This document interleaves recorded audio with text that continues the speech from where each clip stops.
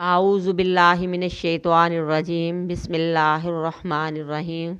رب اشرح لی صدری ویسر لی امری واحلل عقدۃ من لسانی یفقہوا قولی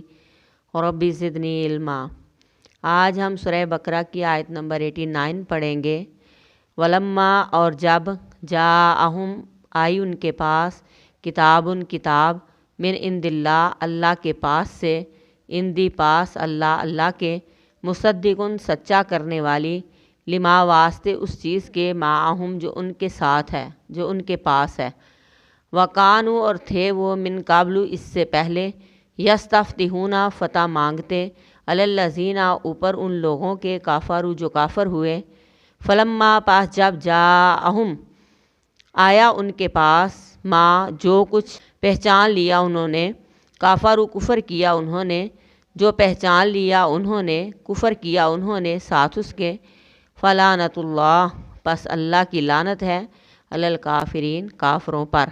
اور جب ان کے پاس اللہ کی طرف سے کتاب آئی جو ان کے پاس ہے، یعنی تورات، وہ اس کی بھی تصدیق کرتی ہے، یعنی قرآن پاک تورات کی تصدیق کرتا ہے کہ وہ اللہ تبارک و تعالیٰ کی طرف سے نازل ہوئی ہے۔ اس سے پہلے بنی اسرائیل کافروں کے مقابلے میں فتح مانگتے تھے، یعنی جب ان کی اوس اور خزرج جو کہ کافروں کے قبیلے تھے ان سے لڑائیاں ہوتی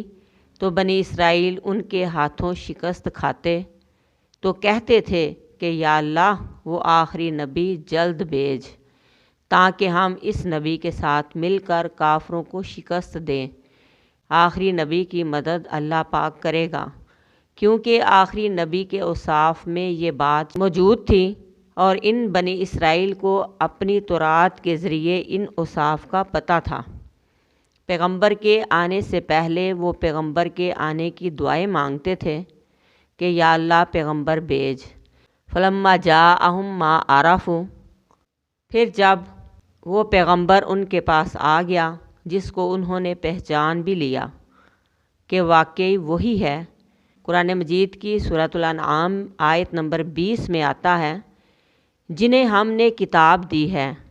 وہ اس پیغمبر کو ایسے پہچانتے ہیں جیسے کوئی اپنے بیٹے کو پہچانتا ہے،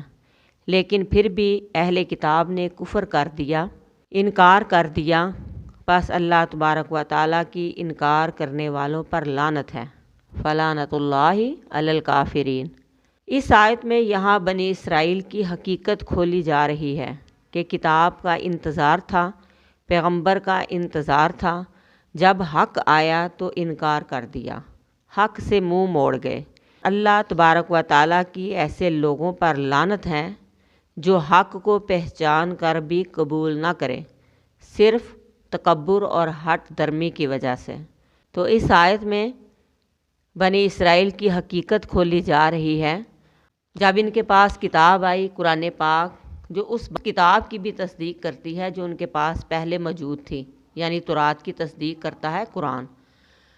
اور اس سے پہلے، اس نبی کے آنے سے پہلے، اس کتاب کے آنے سے پہلے یہ لوگ کافروں کے مقابلے میں فتح مانگتے تھے، ان سے شکست کھاتے اور فتح مانگتے تھے کہ یا اللہ اس نبی کو بھیج۔ پاس جب وہ نبی آ بھی گیا ان کے پاس، جس کو انہوں نے خوب پہچان بھی لیا، اس کی صفتوں سے انہوں نے اسے پہچان لیا، انہوں نے انکار کر دیا۔ اللہ تعالیٰ فرماتے ہیں کہ تمہارے کفر اور انکار کی وجہ تکبر ہے، ہٹ درمی ہے، تو پس اللہ کی لعنت ہے کافروں کے اوپر۔